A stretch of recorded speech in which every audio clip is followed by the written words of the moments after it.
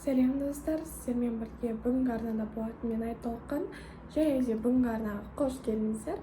Бүгінгі тақырып өте қызықты, барлығына көмектесетін тақырыптардың бірі. А1 деңгейіндегі барлық тақырыптарды, ішінде present simple, past simple, to be, going to, article, барлық тақырыптарды жинастырып, қысқа үзінді түсіндірмелермен сізге бүгінгі сабақта А1 деңгейін небәрі 20 минутта үйретіп шығамын. Ал енді біз көп сөзбен бастайық. Сізбен бірге дәл қазір сіздерге сайт ашылады. Сол сайтқа назар аударуларыңызды сұраймын. А1 beginner. Жалпы ағылшын тілінде деңгейлер бөлінеді. А1, А2, Б1, Б2, С1, С2 деп. Бүгін біз соның А1 ең төменгі деңгейі beginner деңгейінен бастап үйренетін боламыз. So let's start. First, subscribe to my channel and like this video.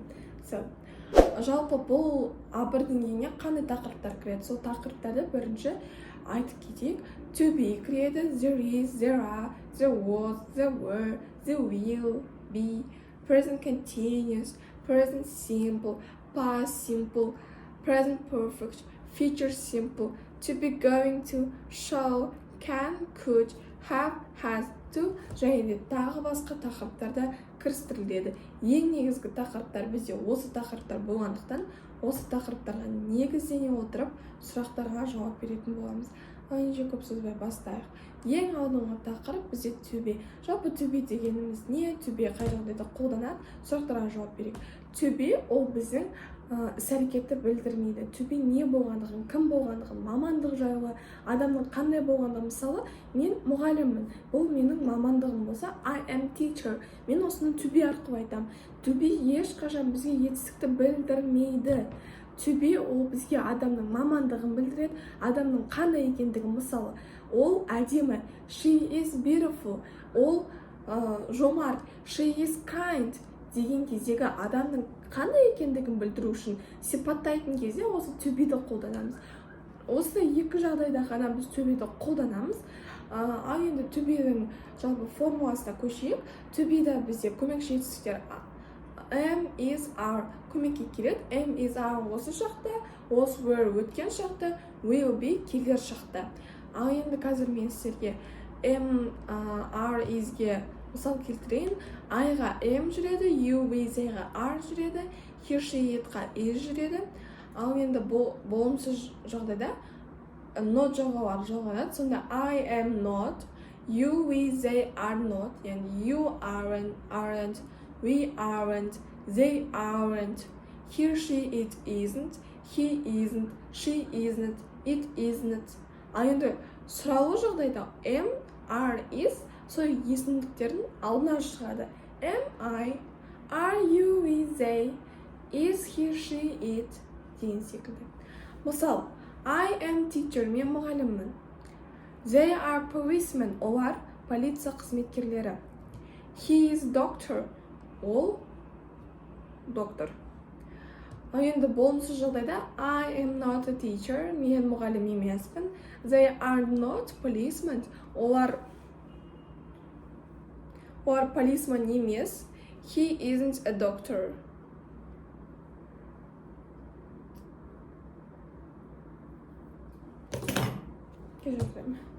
He isn't a doctor. Ол доктор емес деген секілді. Ал енді бұлар, мысалы, am, is, are деген ол қазіргі шақта айтады. Бізде ағылшын тілінде үш шақ барға: қазіргі, өткен, бұлар. Ал енді бұл am, is, are қазіргі шақта көмекке келеді. Өткен шақта бізде was, were көмекке келеді. I-ға were болады. I-ға was, he, she, it-ға was, you, we, they-ға were болады. Жазып алыңыздар. I, he, she, it was, you, we, they were. Одан кейін сондай адамның қандай екендігін, мамандық жайлы айтып кете бересіздер. Мысалы, ол бұрында қандай мамандық бар? Бұрында мұғалім болды. She was a teacher. Ол was болып қойған, ол мұғалім болып қойған, бірақ қазір мұғалім емес. сол жағдайда айту үшін сол wasты қолданамыз. Ал енді келер жақта барлығына, барлық есімдікке түгелдей will be көмекшесін қолданамыз. Осымен to be тақырыбы тамам. Келесі тақырыпқа көшейік. Мына жерде to be-дің қазіргі шағы present. I am, you are, he is, she is, it is, we are, you are, they are.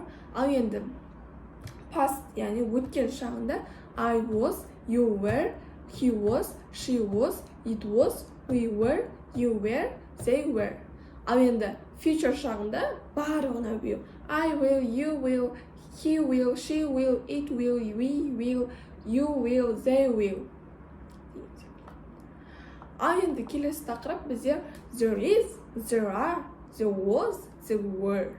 Жалпы бұл қай жағдайда қолданамыз, не үшін қолданамыз, айырмашылығы неде? Мысалы there is, there are, there is, there were айырмашылығы неде? Осы сұрақтарға жауап берейік.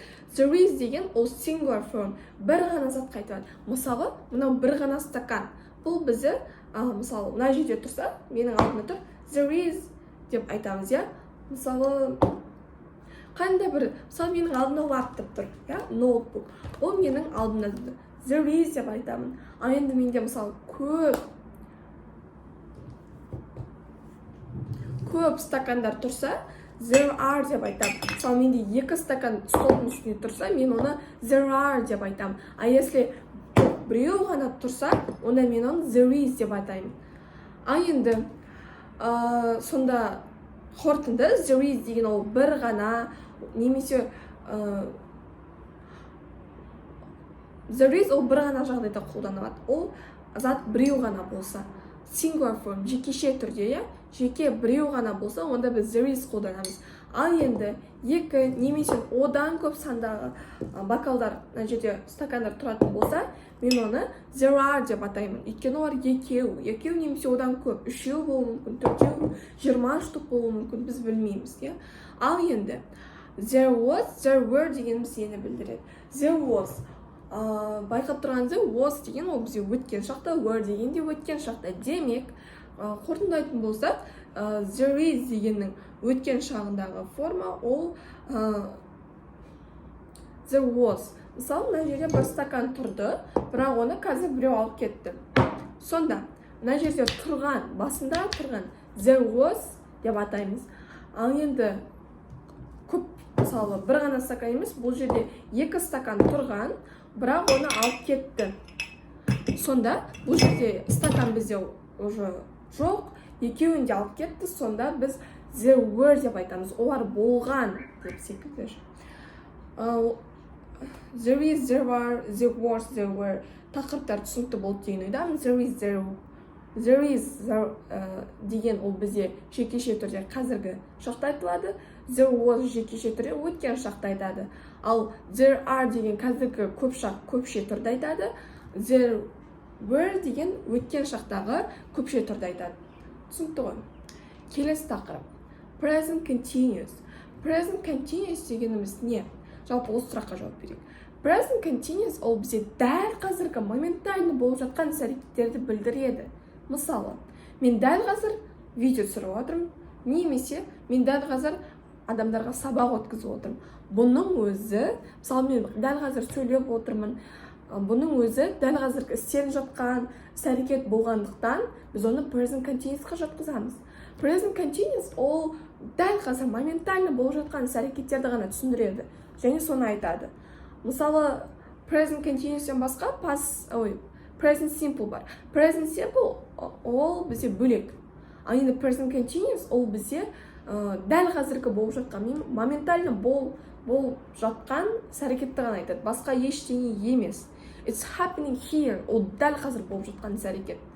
Мысалы, present continuousке формасын жазайық. I-ға am көмекші етістігі келеді. Жалпы present continuous сол to be-ге келетін көмекші етістер келеді. Мысалы, I am, you, we, they are, he, she, it is. Және де оған етістік жалғаймыз. Етістікке міндетті түрде ing жалғауын жалғаймыз. Мысалы, мен қазір сөйлеп отырмын. I am talking. Мен қазір сөйлеп жатырмын. Ол дәл қазір болып жатқан іс-әрекет. I am talking. Мысалы, олар қазір ойнап жатыр. They are playing. Олар ойнап жатыр. Playing. Сонда бұл жерде көмекші етістік are, көмекші етістік, to be-дің көмекші етістігі келеді. Одан кейін етістікке ing жалғауын жалғаймыз. Ал енді болымсыз жағдайда not сөзін жалғаймыз. I am not, you, we, they are not, he, she, it isn't. Деген секілді. Ал енді мына жерде келесі бізде сұрау жағдайда am, are, is есімдіктердің алдына шығады. Сонда am I teaching? Мен сабақ үйретіп жатырмын ба деп сұрап тұрмын. Are they playing? Олар ойнап жатыр ма деп сұрап жатырмын. Is she watching TV? Ол телевизор көріп жатыр ма деп сұрап жатырмын. Бұл бізде present continuous болады. Present continuous ерекшелігі am, is, are деген көмекші етістіктер көмекке келеді.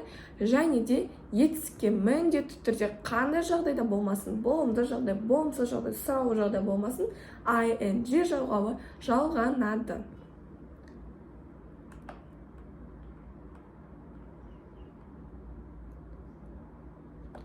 Келесі тақырыпқа көшейік.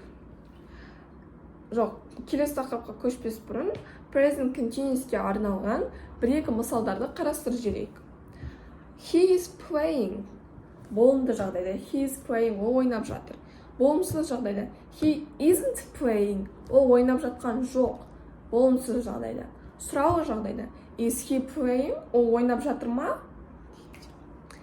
Түсінікті болды деген ойдамын. Келесі тақырып бізде present simple.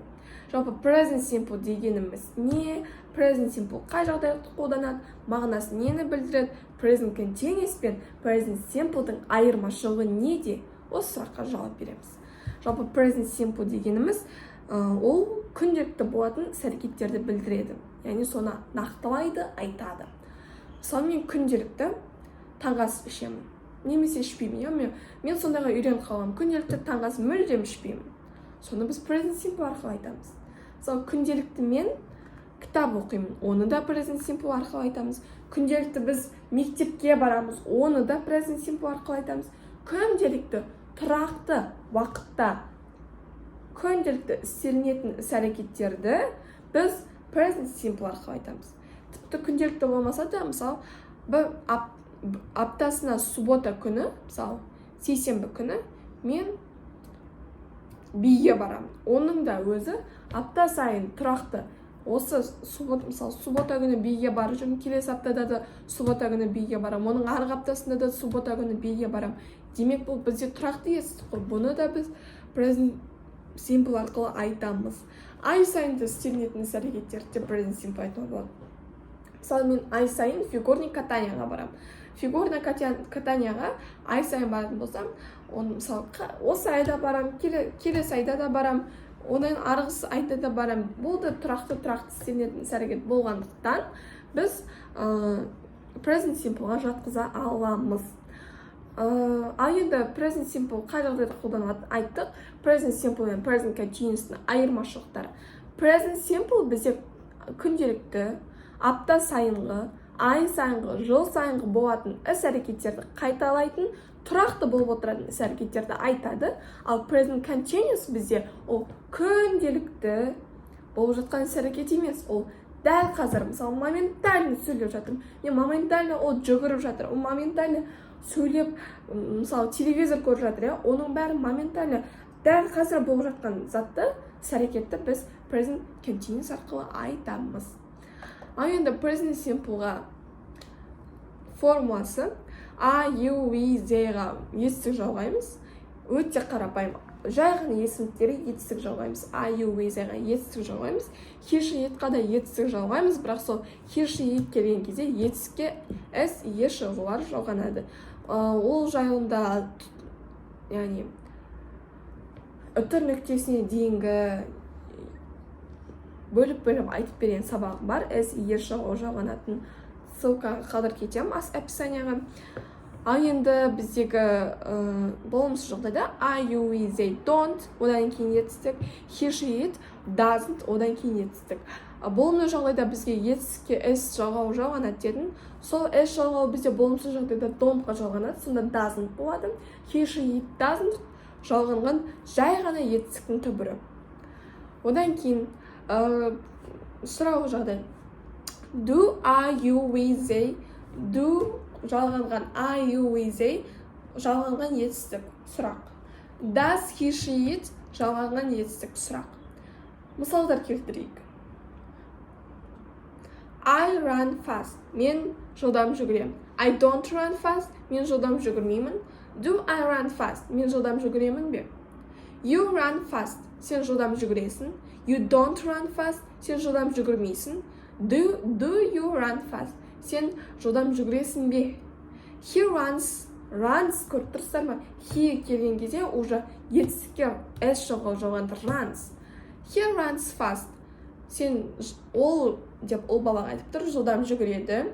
He doesn't run fast. Уже болымсыз жағдайда he doesn't деп қойғаннан кейін етістікке s жалғаулар жалғанбайды. He doesn't run fast. Ол жылдам жүгірмейді. Does he run fast? Ол жылдам жүгіре ме? She runs fast. Ол жылдам жүгіреді. She doesn't run fast. Ол жылдам жүгірмейді. Does she run fast? Ол жылдам жүгіре ме? Сол сияқты кете береді. Түсінікті болды деген ойдамын бұл тақырып. Енді келесі тақырыпқа көшейік. Бізде simple past tense. Past simple дегенімізде қай жағдайда қолданады, айырмашылықтары неде? Жауап берейік. Past simple дегеніміз ол өткен шақты айтатын іс-әрекет. Яғни past simple арқылы біз өткен жағдайды айтамыз, өткен шақты. Мысалы, мен кеше кинотеатрға барып қойдым. I went to the cinema yesterday. Past simple'дің ерекшелігі бізде етістік өзгереді. Етістікке иде жалғау жалғанады. Дұрыс етістік болса иде жалғау жалғанады. Бұрыс етістік болса оған етістік түбірімен өзгереді. Мысалы go, went, gone, cut, мысалы buy, bought деген сияқты өзгереді. Енді оның формасын жаза кетейін. Subject жалғанады етістік. Етістікке subject дегеніміз бізде I, you, we, they, he, she, it. Барлығына етістік жалғанады. Егер етістік дұрыс болса, оған ed жалғау жалғаймыз. Егер етістік дұрыс емес болса, етістіктің екінші шағын жазамыз. Ал енді болымсыз жағдайда subject I, you, we, they, he, she, it барлығына did'ің көмекші етістігін жалғаймыз. Одан кейін етістігін жалғаймыз. Етістіктің түбірі жалғанады бұл жағдайда. Сұраулы жағдайда did алдына шығады. Subject I, you, we, they, he, she, it. Одан кейін етістік. Сұрақ белгісі. Мысалы, she worked yesterday. Ол кеше жұмыс істеді. She didn't work yesterday. Ол кеше жұмыс істемеді. Did she work yesterday? Ол кеше жұмыс істеді ме? Деген секілді. Ал енді келесі тақырыпқа көшейік. Келесі тақырып бізде future simple tense. Future simple дегеніміз не? Future simple ол бізге болашақты білдіретін, болашақта айтатын іс-әрекет. Яғни біз болашақта іс-әрекеттерді осы future simple арқылы айтамыз. Формасы тұр. She will, subject will, subject I, you, we, they, he, she, it барлығына will жалғанады. Негізі мына жерде show деп те көрсетіп тұр екен. Show ол қате. Show ол дәл қазіргі программаға сәйкес келмейді. Show қателеспесем 2009-2010 жылғы программада қалып қойған. Және де show деген тақырып жабылған болатын, бірақ мына жерде show деген сөзді көрсетіп қойған. Түсініксіз. Тақырып жабылғаннан кейін оны алып тастау керек. Негізі көп адамдар осы show мен will'ды шатастырады. Екеуінің мағынасы бірдей. Жай ғана show ол 2009-2007 жылы қолданылған осы future simple. Содан кейін show'ды алып тастап, оның орнына will'ды алып келді. Дәл қазіргі жағдайда біз will'ды қолданамыз. Will'мен үйрену керекпіз.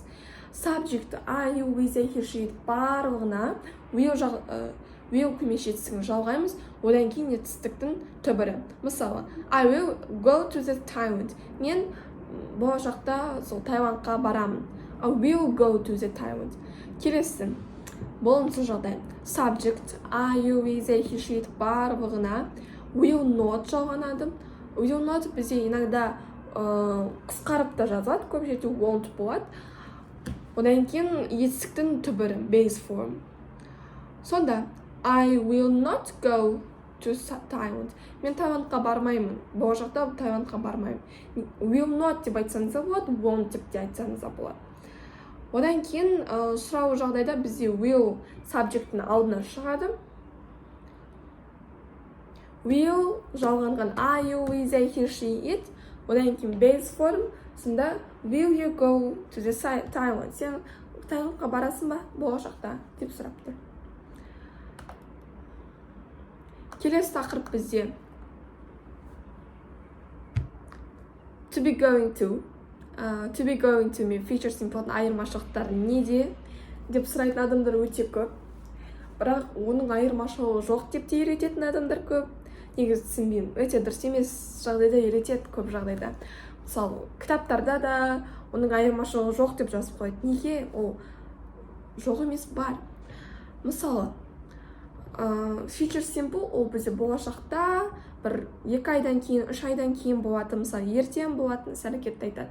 Ал енді to be going to ол бізде дәл қазір істегелі жатыр.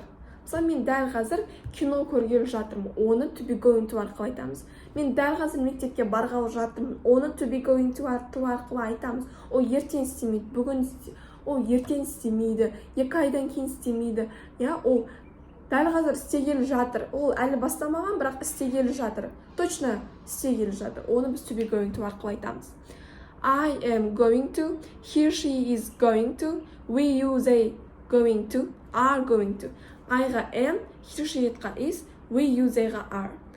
Енді болымсыз жағдайда I am not going to, he, she, it is not going to, we, you are not going to, we, you, they are not going to. Енді сұрау жағдайда алдарына шығады am, is, are. Am I going to? Is he, she, it going to? Are we, they? Are we, you, they going to? Мысалы, мен дәл қазір кино көргелі жатырмын, I am going to watch film. Мен дәл қазір кино көргелі жатырмын. Going to, I'm going to. Мен жасағалы жатырмын. Немесе мен дәл қазір кешкі ас істейін деп жатырмын, Жоқ, мен емес, олар. They are going to have dinner. Олар қазір кешкі ас ішкелі жатыр. Оны да біз going to арқылы айтамыз. Ол істегелі жатыр. Ой, ертең істемейді, сонда 2 айдан кейін кешкі ас іспейді, ол дәл қазір істегелі жатыр. Бұны біз to be going to арқылы айтамыз. Осымен достар, бүгінгі A1 деңгейіне арналған сабағымыз аяқталды. Бүгінгі сабақта бізде A1 деңгейіне байланысты барлық нақты керекті тақырыптардың бірін қозғадық. Келесі сабақта да біз бұл тақырыпты жалғастырамыз. A1 деңгейінің әлі тақырыптары аяқталған жоқ. Сіздерге нақты күнделікті өмірде қажетті, экзамендерде қажетті тақырыптарды қозғадым. Ал енді келесі сабақта біз артиклдар, местоимение, сондай бір қызықты тақырыптарды өтетін боламыз. Осымен бүгінгі сабағымыз тамам. Сіздермен бірге болған Айтолқын. Келесі кездескенше қош сау болыңыздар.